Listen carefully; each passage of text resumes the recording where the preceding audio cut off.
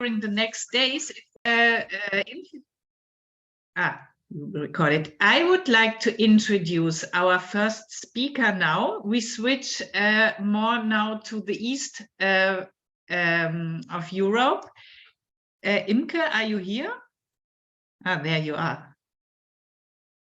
I would like to, it's a real pleasure to introduce to you now Dr. Imke Hansen. We saw the last time, I think, 7 years ago. So it's very nice to have you here. And I think to a lot of you, Imke is,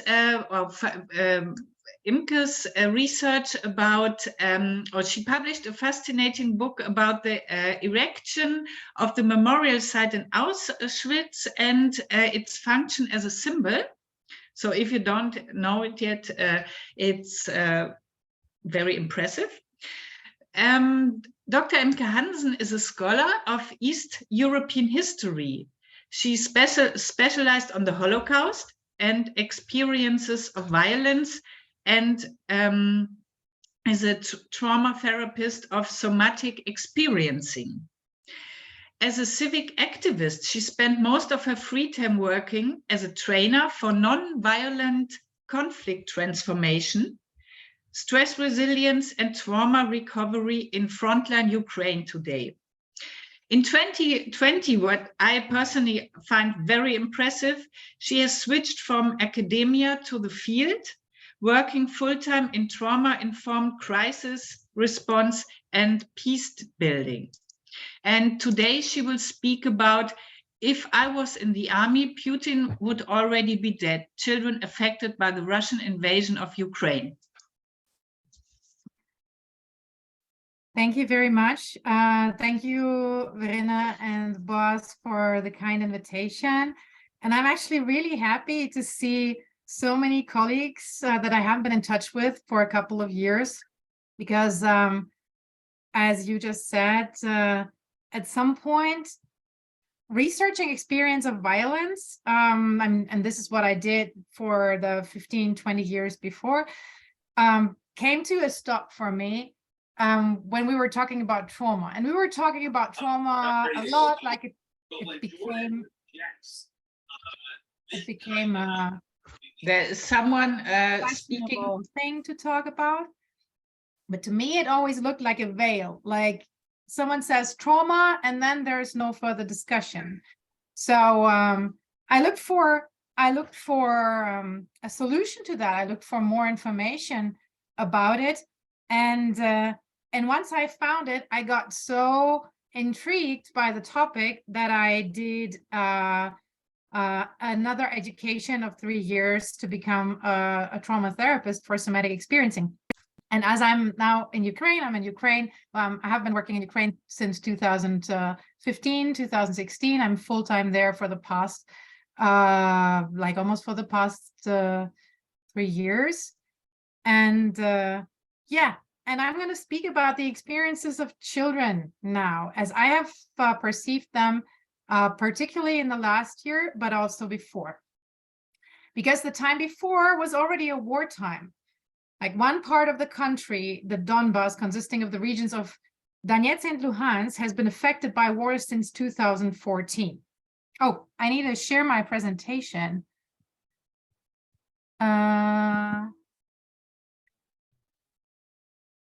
Wait a second. Can you see my presentation now? Great. So, oh, that was the last page. So, this is an area, quite a big area of Ukraine, where children grew up without ever seeing a plane or a civil helicopter, where they had limited access to infrastructure, where they grew up in the that presence, and where they grew up with the stress of their parents. And this is something that will become more clear later. All over Ukraine has changed since February 22. Air raid alarms are now a frequent phenomenon all over Ukraine. Many cities are affected by bombing, particularly the east and southeastern frontline territory. And this is also particularly affecting children. And we knew that basically from the first day, because even before the 24th of February, which is like the date where everything started in the public discourse, there was an incident in Stanica Luhanska, which is an area where I worked a lot. That was right at the front line between the occupied and non-occupied territory until February 22. And there was shelling of the kindergarten. And we understood that this is not only the beginning of something that we don't even understand how big and horrible it's going to be, but we also understood that children will be one of the main targets of this thing. This remained true for as long as the Russian full-scale invasion has been going on. So children's cancer hospitals, other children's hospitals, emergencies that came to rescue children, kindergarten, schools, all kinds of facilities have been affected in this war. Also, children are particularly affected, or children are basically affected by everything that is vivid, that is happening in Ukraine in this war. But of course, children are affected by the severely limited access to critical infrastructure that became even worse after October 10th, after Russia started the targeted bombing of energy infrastructure. And as long as kids could still like go to school on an online basis or stay in touch with their friends or family members on an online basis, this became really difficult now, because where you have no power, you have no internet connection usually. And it is really, really difficult for people to stay in touch. And of course, like the severely interrupted power supply is causing all kinds of other problems regarding like eating, cooking, maintaining the house, regarding like a rhythm for children that is really important to them. Children, of course, have also been exposed to Russian occupation. And the territories in the regions of Kiev, Chernihiv, Sumy, Kharkiv, Luhansk, Donetsk, Mykolaiv, and Kherson, they have experienced months of occupation. And again, even if they and their parents survived this occupation, they were constantly exposed to the stress all around them experienced, and very often they did not understand that stress. The school, a school in a village where basically all inhabitants of the village were taken hostage in that school, which had the effect that the Ukrainian army, the school was made a headquarter of the Russian army. So once they have the whole civilian population of that village in the basement of the school will not be bombed. And very often children, like families and children, are used by the Russian army as such a human shield in this war. The other thing that is connected to the Russian occupation of Ukrainian areas is mining, right?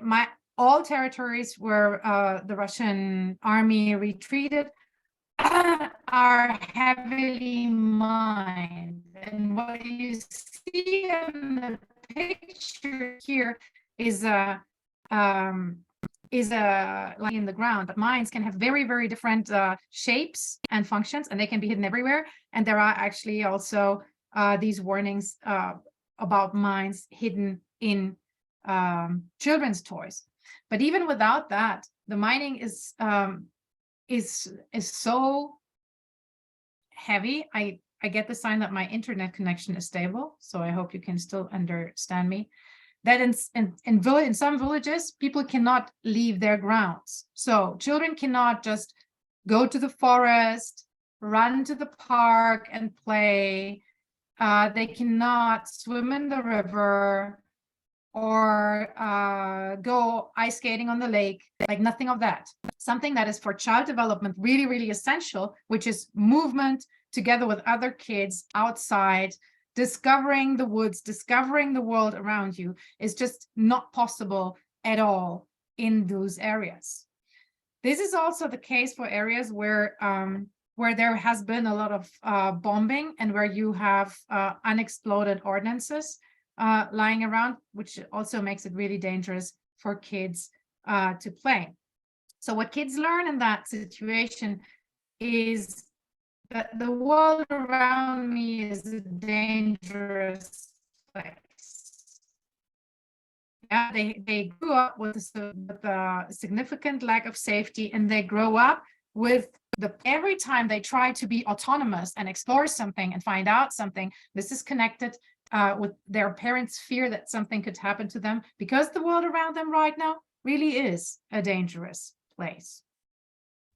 To a little lesser extent, this is true for children all over the country, because anytime, as I said, it can be air raid alarm, bombing can come every time. So just the fact that you have to manage your children as a parent, like where are they? How far am I? Can I pick them up when there's air raid alarm? How can I know where they are in every minute when danger approaches, just for the case that danger approaches? This is, this is a very stressful thing. In the heavily combated areas, there are still children. There are still families who refuse to evacuate, even though possibilities to evacuation were there. And my organization is also involved in evacuation. I visited these areas and the evacuation of people. The day I visited, the last time, that was in December, we actually evacuated our smallest child of throughout the whole war, and that child was 13 days old. So in Bakhmut, for example, Bakhmut is now the hotspot of combat, and you hear it every day in the news. And as of 2nd of February, there is still about 5,000 people in Bakhmut, civilians, 5,000 civilians in Bakhmut. Of before the war over 70, like between 70 and 75,000. And these children, I mean, we would probably say like these children have to get out of there, but it's the parents who decide, and the parents decided to stay with their children. I was really resonating with what Deborah said before, and what Boaz was talking about this in the children's best interest. Because this is a parallel to it's a completely different setting, but it's a strong parallel to what Deborah said, because there is a lot of things are done in the children's best interest, and it's really discussable if that is really the children's best interest.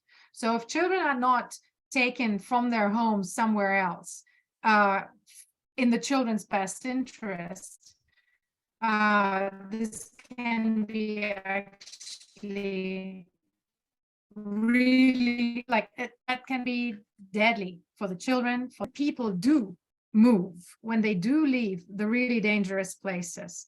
The situation for children is also special, because usually they live in shelters. You see here a shelter in a kindergarten, and you see a couple of things. I mean, it's kind of colorful, it looks nice, but you see this teenage girl where she's sitting. You see that they don't have proper beds. These are like plastic sun beds that are used as beds. You see that the other children, they have beds, but they are not long enough. So you live in like constant improvisation. And this of course, this improved. But actually, when I was visiting shelters with children, where children were hosted in April, May, and June, it was very apparent that there is a huge difference between different shelters regarding how child-friendly they are, how much, how supportive to children and parents they are. And this was very much like this was a generational thing, like where in villages where an older generation representative was in charge of the municipality, and with that in charge of the shelters, there was very often this attitude of like, no, we're not going to have concerts, we're not going to have playing rounds, this is a war, there's not going to be like joy here. So really like in the name of morality, and we cannot be happy when there's war, really limiting the possibilities of children to just relax and be children and do what they want. There were other shelters where they organized volunteers who came and played with the children.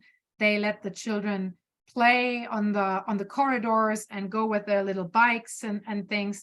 And you had a totally different picture. And you could, of course, also see that the children there were behaving differently. I'm going to go back to that later. With the IDPs, the internal displaced persons, of course, one of the major problems, the intimacy, they like all kinds of problems that displaced persons have, and that so many of you know well because you have researched displaced persons after 1945. Another problem that is not highlighted enough is family separation. Very often the husbands are either remained in the east of the country or in the center of the country, and the wives with the children moved to the west or moved to Poland, the Netherlands, or other countries to keep the children safe.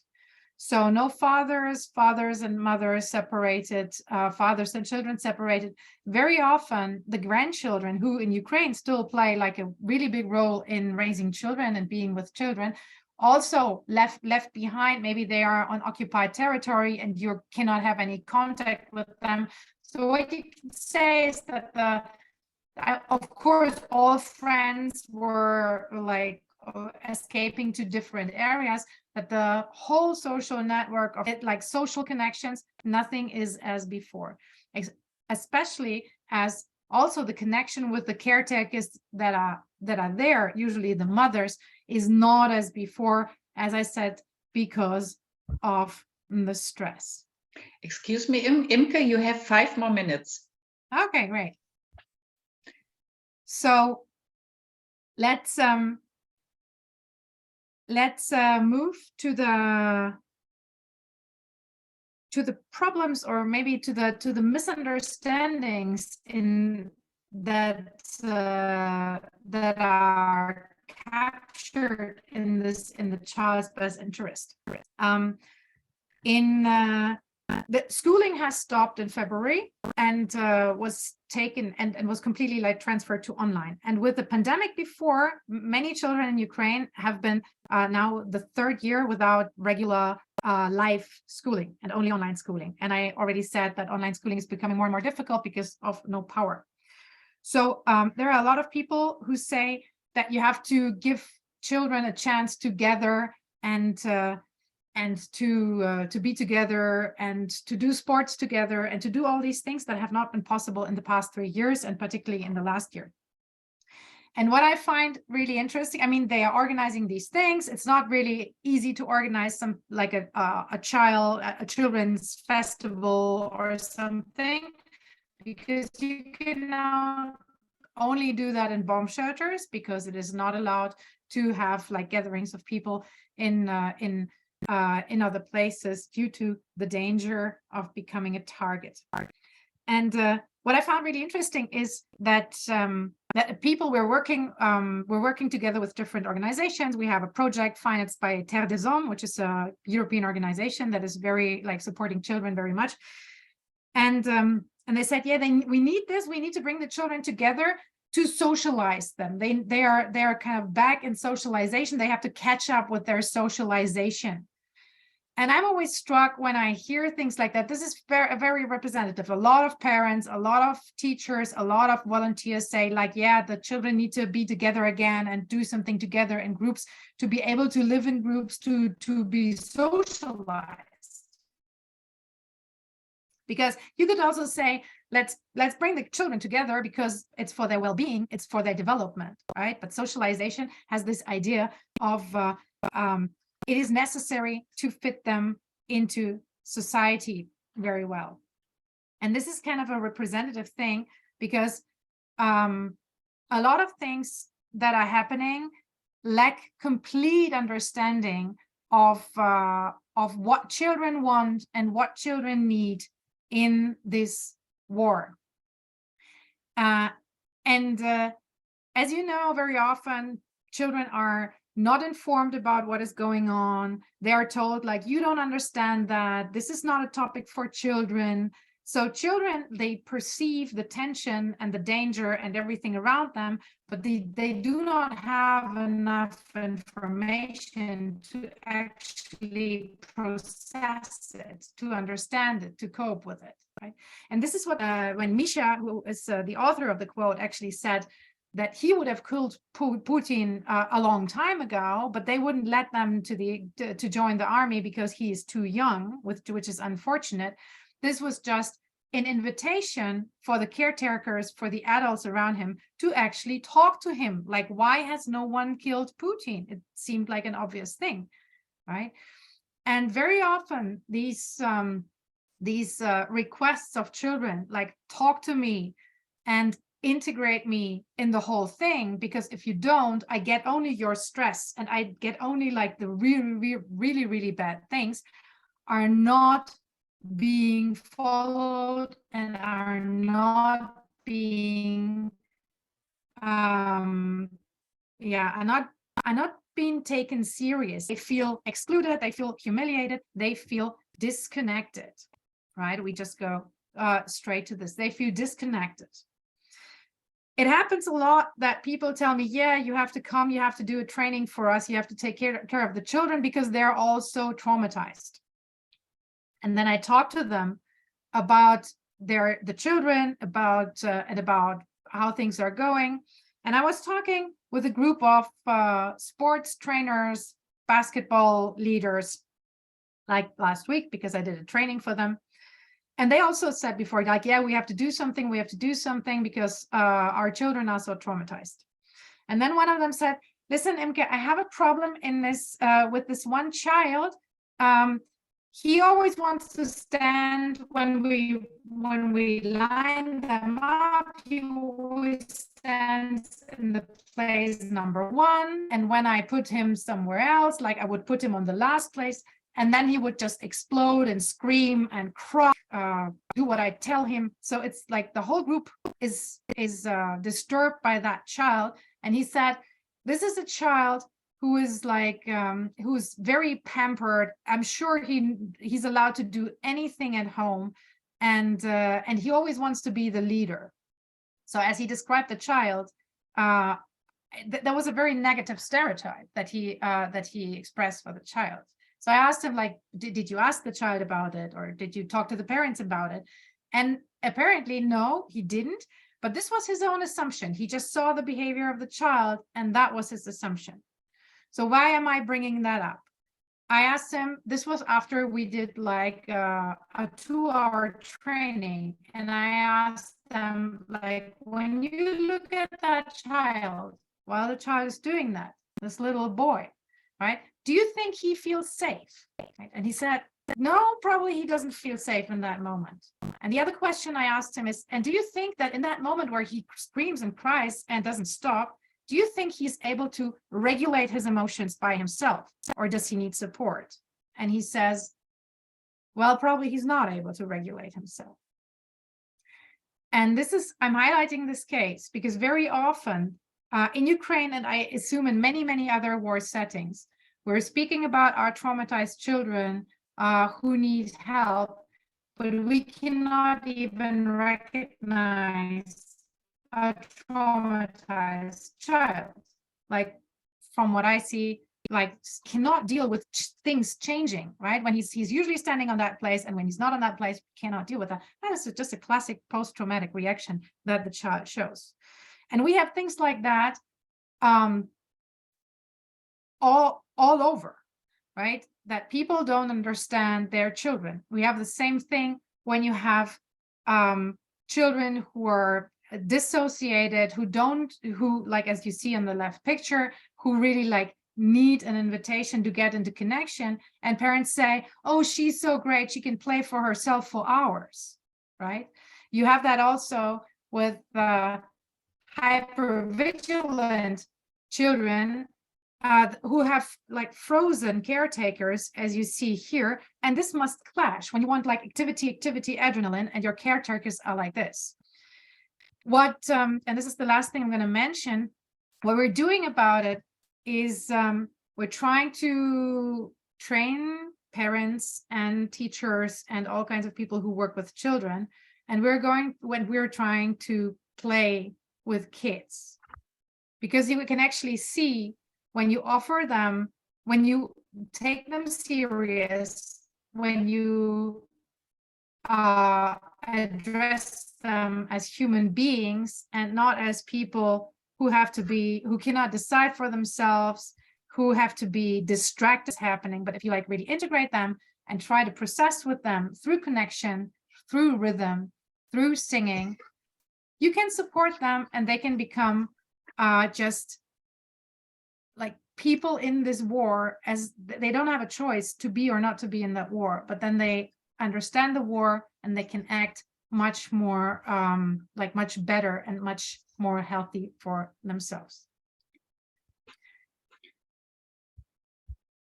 Imke, thank you very much for this impressive example, and it's really interesting because what you mentioned in the end about these responses of children to the trauma, to the events, this reminded me really of what we are discussing since 6 or 7 years here in at the occasion of our workshops, yes, and this safe spaces and so on. Yeah, thank you again. I will hand over now to our next speaker. By the way, only a comment to the audience. We changed Imke and Nehama, and we have another speaker for Nehama. We changed a little bit the chronology. But nevertheless, it is my pleasure now to introduce to you Professor Malin Thor Tureby from Malmö University. Malin is a professor of history in Malmö in Sweden, and her current research interests lie in the history of survivor memory activism, Jewish women's history, and the making of oral history, testimonies and stories as digital and cultural heritage. Just recently, she has published on a wide range of Holocaust-related subjects, such as, for example, the Hechaluts movement, Jewish rescue and relief work during the war and oral history collections, and life stories with the Jewish minority and Holocaust survivors in Sweden. Her last publication was Experiencing and Remembering the Hachshara documents and stories from and about the Hechaluts in Sweden, a monographic issue by Chiara Renzo and me. Okay, and yes, Malin, the floor is yours. Thank you, Verena, for that introduction and for inviting me to this event. I'm gonna try to share my screen here. Let's see.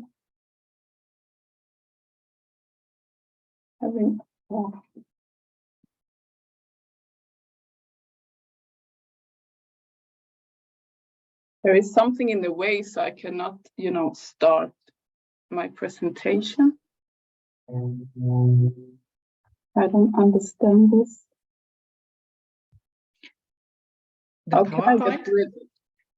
It's something in the ways I cannot click on start my presentation because it's like a black banner up there.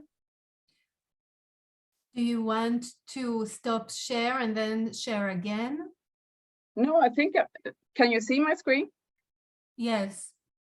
It's just that I need to start the presentation and I don't understand why this, it's like the Zoom.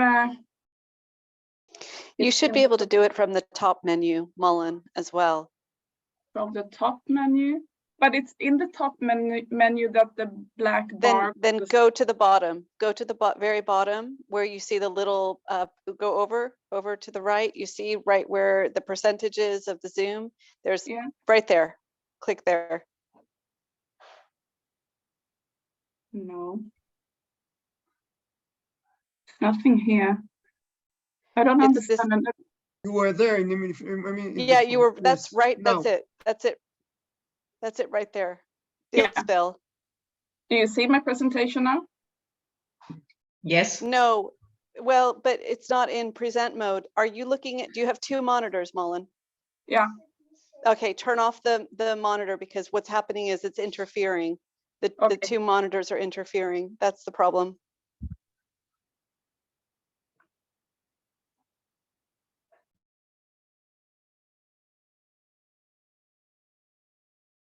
Can you see my presentation now? I thought we don't see it right. Because We'll be able to see. We'll be able to see your notes if you show us this version. I don't have any notes there, but it's then more it doesn't like matter. maybe it gets too small for you to see. Because I cannot. I don't have any, buttons to push here because it's hidden away. Yeah. Should I It's start okay like this. Yeah. Okay, so I start.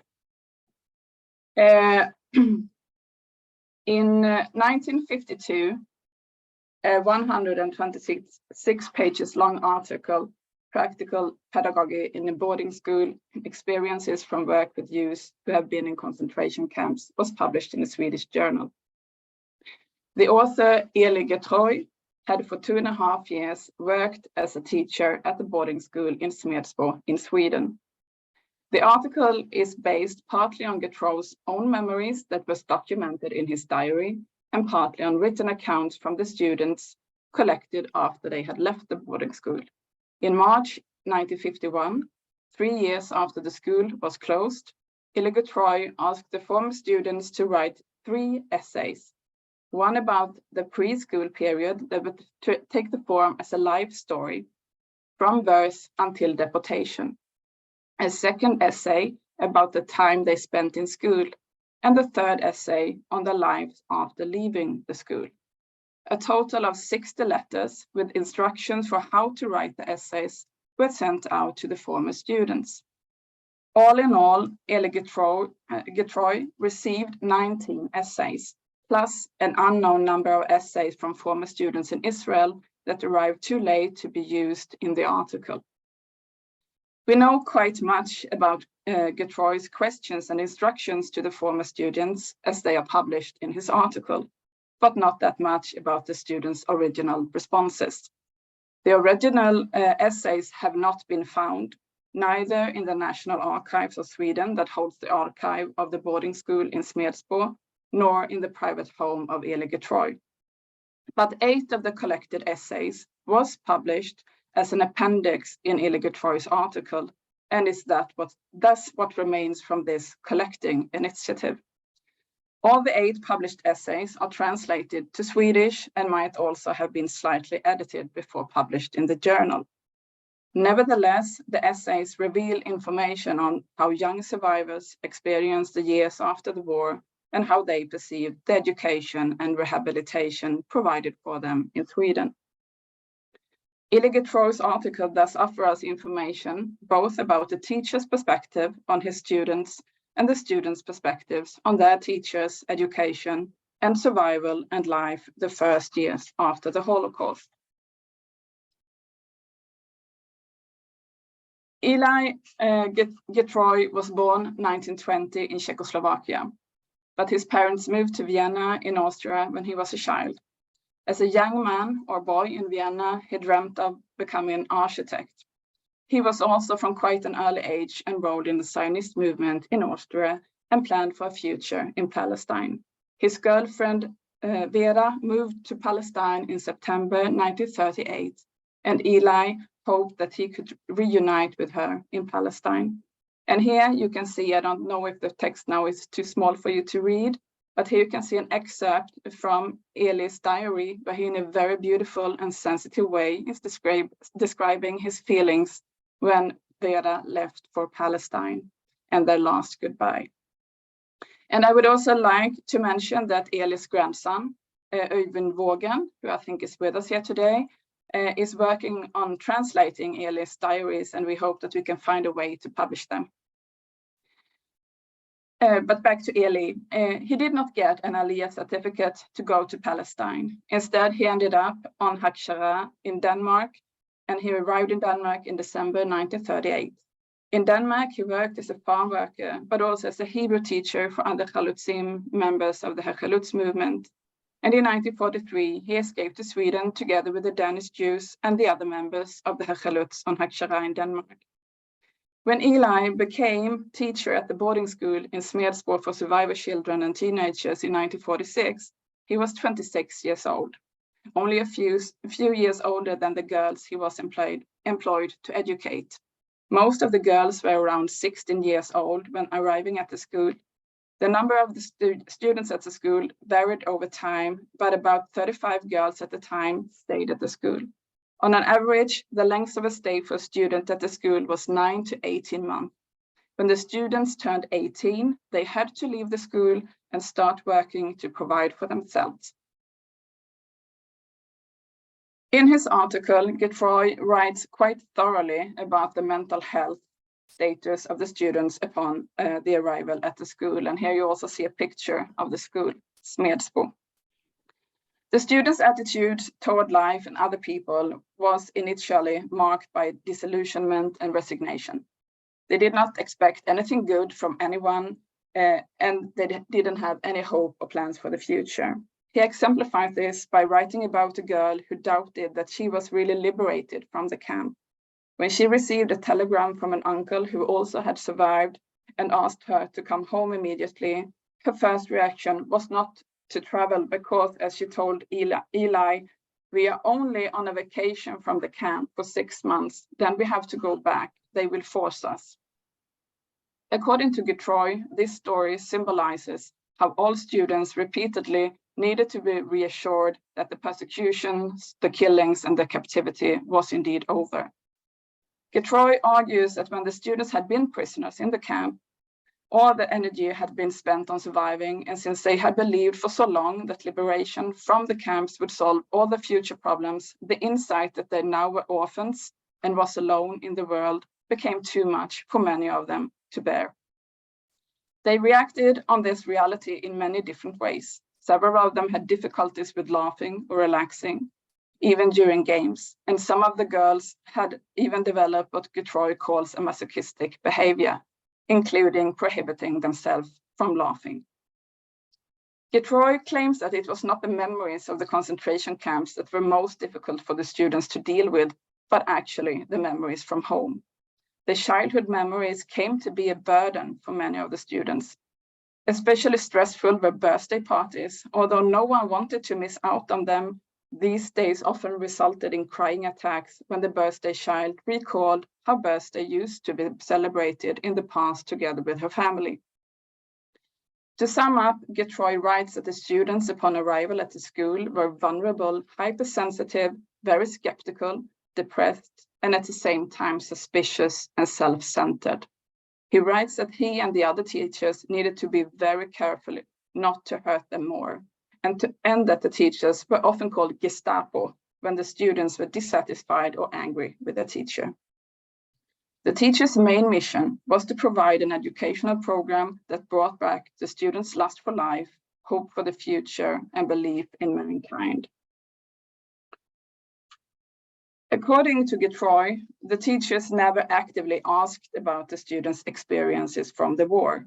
But when, for example, the teachers walked around in the evenings to turn the lights out and to say goodnight, they were almost always long conversations with the students. Then they talked about family life at home, their experiences in the camps, but also about the future.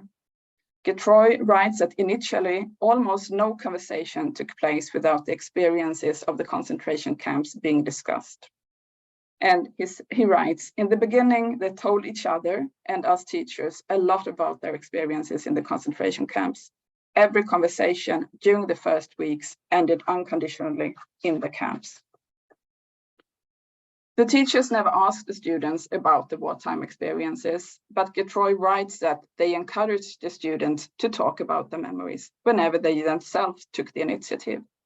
Getroy and the other teacher at the school did not have these conversations with the students to collect or document what happened during the war and in the camps. Rather, they practiced what Getroy describes as active listening. The reason for these conversations were not to extract knowledge or collect testimonies from the survivors, but rather to offer emotional assistance in order to help them to learn to live with their experiences and terrible memories. Getroy himself did not have any education in pedagogy or psychology, where this approach of emotional assistance and active listening was practiced and developed intuitively in collaboration with the other teachers and the students. The school in Smedsbo was funded by the Swedish state, but the teachers and the staff at the boarding school had totally free hands to design the activities and teaching at the school.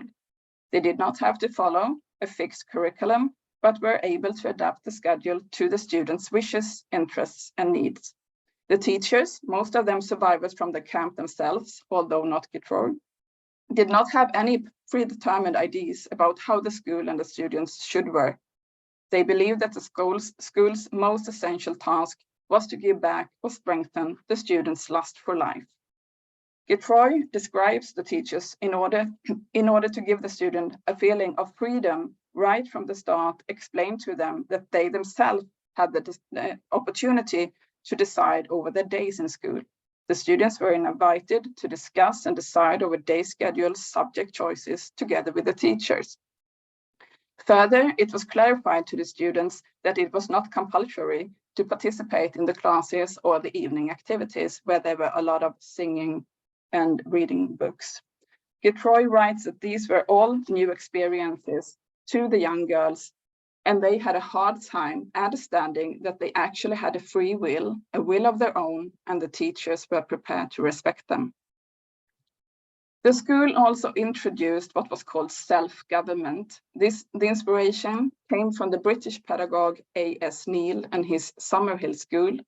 During 2 weeks in November 1946, Eli Getroy made a visit to the Summerhill School, and when he came back, he told the students at Smedsbo about how self-government was practiced at the Summerhill, how everyone gathered every week for the general meeting where decisions were made in a democratic forum. He then suggested that a similar institution should be introduced at the boarding school in Smedsbo as well. Getroy writes that the students were very much interested in self-government and that the school atmosphere improved significantly after it was implemented. The ability of self-activity and confidence in one's own agency increased significantly among the students. Getroy argues that the most valuable results from introducing and practicing self-government at the boarding school were on an emotional level. When the students eventually noticed that their initiatives and decisions did indeed bring about significant changes at the school, they became more eager to take more responsibility for themselves, but also for each other, which contributed to strengthening their newly acquired understanding and feeling of what freedom was. Getroy's analytical article, where he describes his experiences from working with the students and explains the thoughts behind the education and teaching at the school, includes 89 printed pages in the journal. His text is followed by 8 of the students' essay, which also gives us information on their perspectives. All of the essays contain similar descriptions of the boarding school's positive and negative sides. Many of the former students actually underline that there are very few things that they can criticize, besides the remoteness of the boarding school and that they had very little contact with Swedes. The former students appraise the teachers' care and their intentions to teach them how to live and practice freedom. At the same time, the adults' attempts to try to influence them are questioned, especially the teachers' ideological agenda and their emphasis on Zionism as the only solution to the student situation, and the effort to try to get all the students to move to Israel is questioned in some of the essays. Several of the former students at Smedsbo boarding school indeed choose to move to Israel. Unfortunately, the essays authored by about 30 girls who already lived in Israel when Gertroy collected the essays arrived too late and are therefore not reproduced in Gertroy's article, while we cannot get their statements about whether it was their own choice or someone else's decision that they should move to Israel or how they experienced life in the new homeland. Despite some health problems, most of the students express that they are quite content with the present situation. Nevertheless, they also at the same time communicate the ambiguity about the future. The majority, 7 out of 8 of the published essays, are written by former students who in the beginning of the 1950s still lived in Sweden. But even if they express a gratefulness for the time at the boarding school and the possibility to return to life in what one student describes as calm and beautiful Sweden, most of them mediate the feeling of still being on the move or in transit. They express that they have not yet found their way home and that soon they will move to North America or Israel. Thus, 6 years after the end of the war and 3 years after the students had left the school, the students convey that they are still in a provisional phase and space. Gertroy did not explicitly ask any questions about anti-Semitism, yet some of the students are expressing the desire to leave Sweden or Europe because of the fear of anti-Semitism.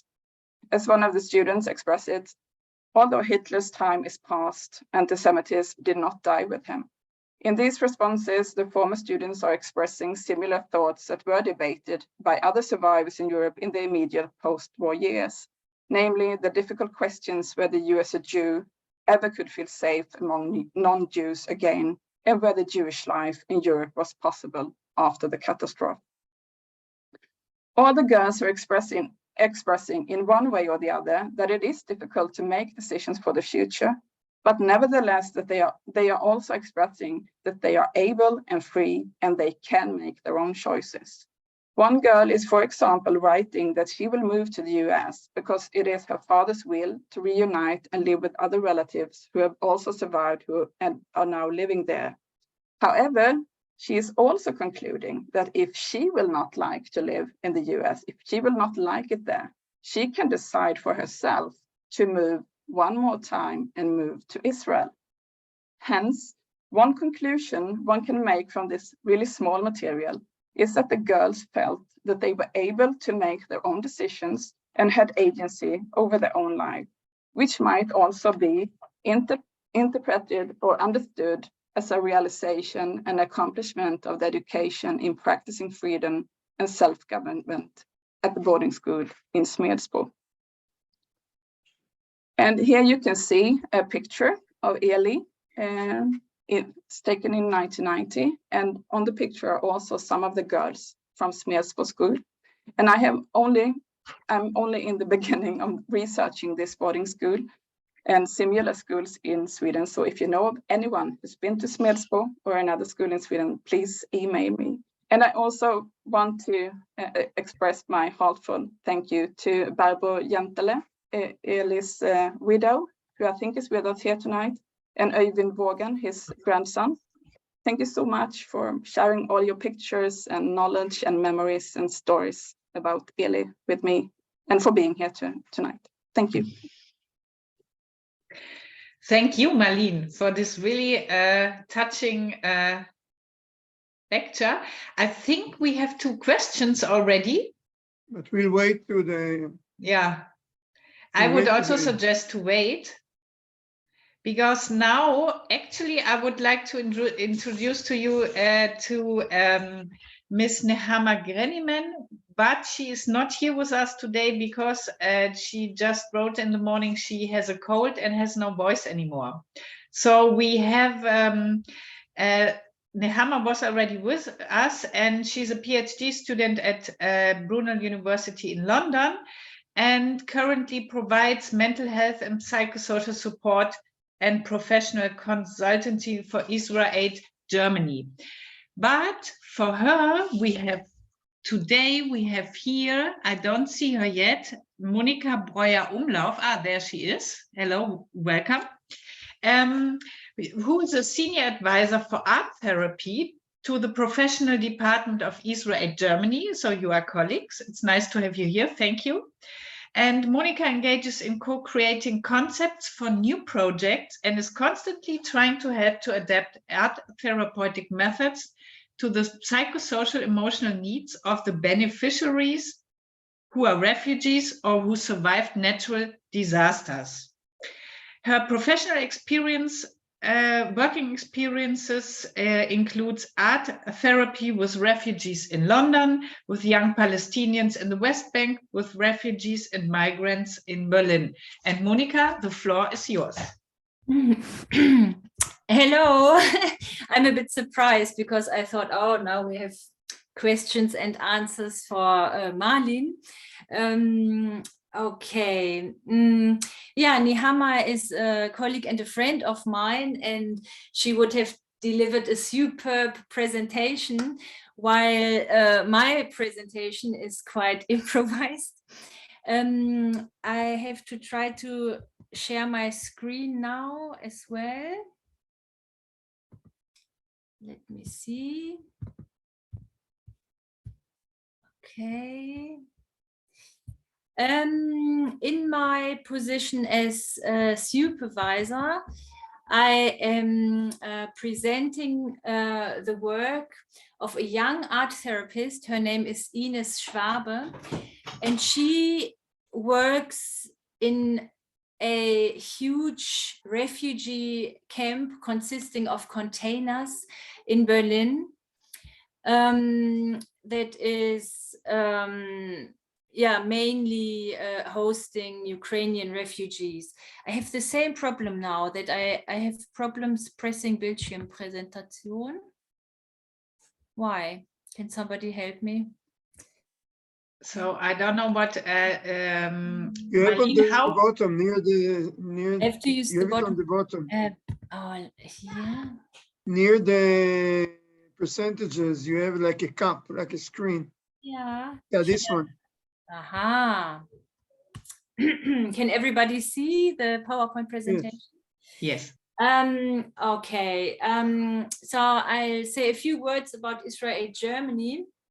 IsrAid Germany is a humanitarian organization based in Berlin. It is a daughter organization of IsrAid, but is independent.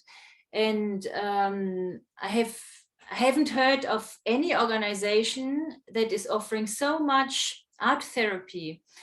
And I believe that art therapy is very easily accessible, and a method where people can, on one hand, explore their emotions, and on the other hand, do that in a controlled manner. Children, young people, and adults have control over how much they want to share. Yeah, I didn't mention one project that was interesting as well. That was in the first half of 2021 in the Eshkol region of Israel, where there was planned to be support for children who very often had to very quickly seek refuge in the safe rooms. And the art therapist I was supervising and developing a concept with found out that the teachers of the children were in need of stress reduction methods as well. And in one place there was a very good understanding about trauma and the effects on psychosocial health, and in another place there was hardly any knowledge, and teachers and caretakers had no idea why children would behave the way they behaved and how that had to do so much with their anxiety. That was very interesting. And this is an example of why it is so important to always change and develop concepts depending on the prior knowledge and the needs of the beneficiaries. Yeah, so who would like to know more about the projects at the moment in Berlin, Brandenburg, Frankfurt, the German flood area, in Greece, in different places, and La Palma after the volcano eruption, that project has just ended. So these are all the art therapy projects. There are more projects in other places that I didn't mention because I don't have so much knowledge about them. I found that left image on the internet, an aerial view of the container camp where people live in containers. Each room has 13 square meters. To be honest, I visited that project in October. I was quite shocked. This is Berlin-Kreuzberg, and my brother lives in a modern, beautiful flat, 15 minutes walking from this Tempelhofer airfield. And it was quite abrupt how I came from one world into another world. And before we even entered the Unterkunft für Geflüchtete in Berlin-Columbia Dam, the art therapist and I already saw people with war injuries. And I had to swallow. It was, yeah, it is. Yeah, it is like before the war happened on the television for me, and now I saw the effect of the war in a Berlin that I thought I knew quite well. And I listened to Imke Hansen, and I can connect to her point where there's a feeling like we cannot be happy when there is war. I think in this camp, this is something that art therapy makes possible, because in the little containers with the mothers, with the grandmothers, missing the father or older brothers who had to stay in Ukraine, it is of course a difficult thing to be happy and silly as a child, but in my experience, children are sometimes able to do that and to engage in a process and be playful and forget everything around them. And I imagine that in this case, this is easier with an art therapist who's not Ukrainian and who doesn't have a personal life story, missing someone, being worried about family members, but who comes there, visits them every week, offers a space, and they can use it either to process difficult emotions, or they can use that space to have a break from their difficult situation.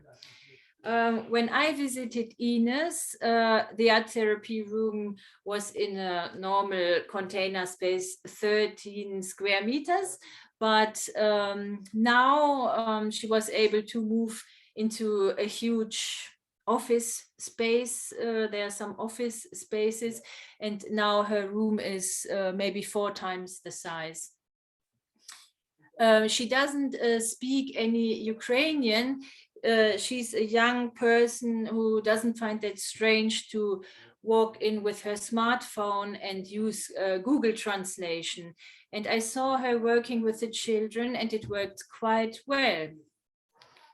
So she says something in German, and it can be a long sentence or even 2 sentences, and then everybody pauses and listens, and then the translation voice comes, the children listen, then they answer, then there's a pause, and then Ines listens to the answer in German, and it works quite well.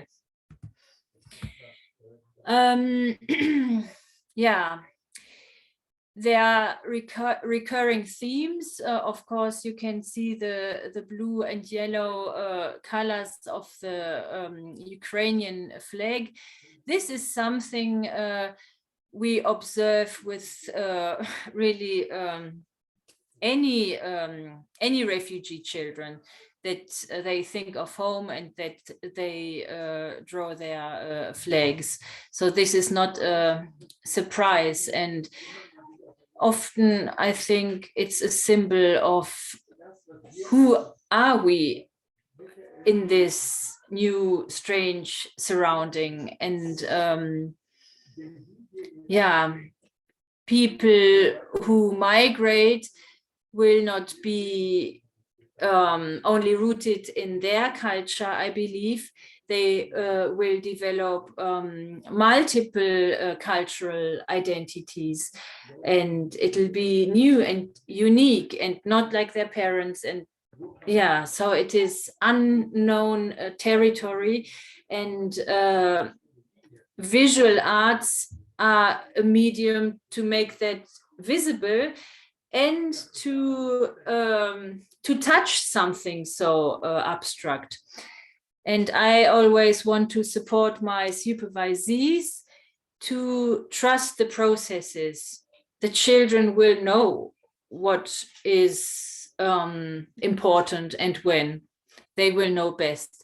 And we believe that that is better rather than going through through set themes. Let them set the themes, let them bring their issues. Let's trust them that they know what's right for them at a certain time. What I love about the art therapeutic space is it is not like school, for example. It is not teaching them to become good at art. It is not,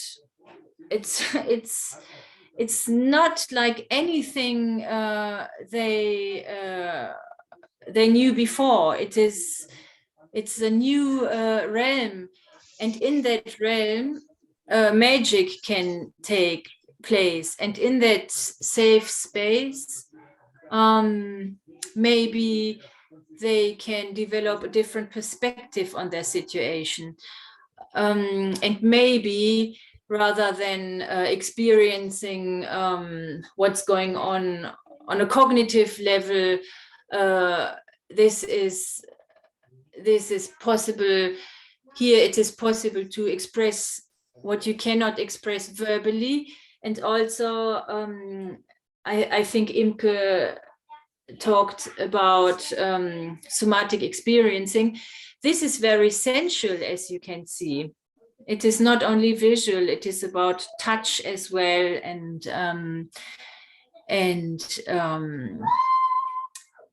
they can be in touch with how they feel while they are expressing themselves and externalizing something that before was locked inside.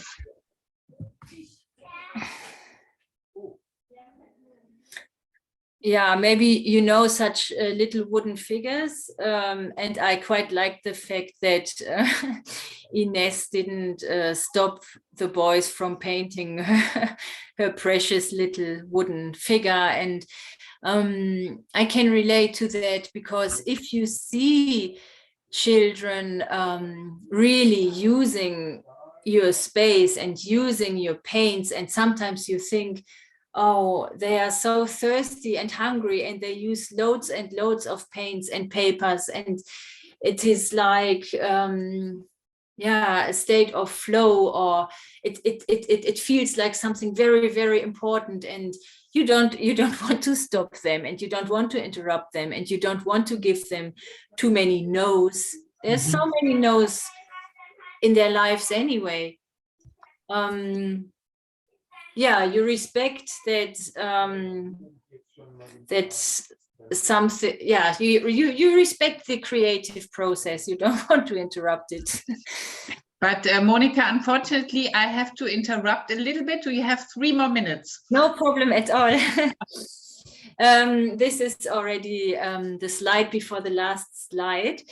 The children had such an urge, painting, drawing, that sometimes the paper didn't last. The paper was too thin, and Ines brought what's it called? Wooden panels in. So now the surface can endure the wildest children's paintings, and yeah, as an example, how you can, even with art materials, try to adapt to their needs. Yeah, that was it. Okay, thank you very much. And above all, thank you very much that you organized it with Nehama. I thought you would read her lecture, but this was maybe a misunderstanding. So thank you a lot for the improvisation. Thank you. Yes. And I think our question and answer, we have it at the end of the workshop, and now we have a break. Or shall we do it now, Boaz? Because there's one question, and it's a general question. Yes. About by Shmuel Yerushalmi, about what do we learn for today? This is actually what we are all talking about together. So I think we can leave a chance for some of the participants to talk about this in the end, because it's the same question for everyone. The question that Shmuel Yerushalmi, the second one that you wrote in the text, it's about what do we learn from then for today. So this is why we are coming together, to learn from then to today, and vice versa, to learn from today what to look at then. But I suggest we leave this maybe for the end and get to a break, because a break isn't good. So we have a break now. We are a little bit delayed. When do we meet again? In 10 minutes? 12 minutes? 10 to 8. In 10 minutes. In 10 minutes, yes. We'll start again in 10 minutes. So you have time for coffee and whatever else you need to do.